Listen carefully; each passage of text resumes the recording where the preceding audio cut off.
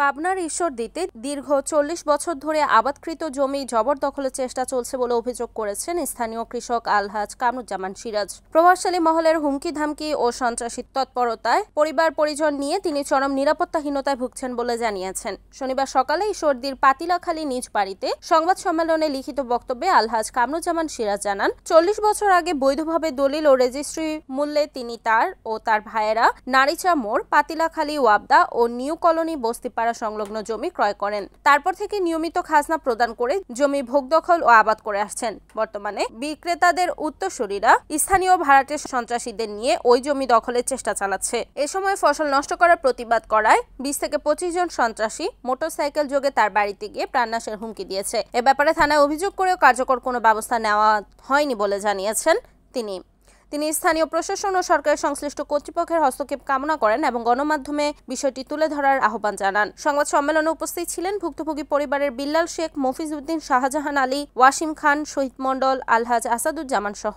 অনেকেই। Report Tuhin Hossain, NAN TV, Pabna.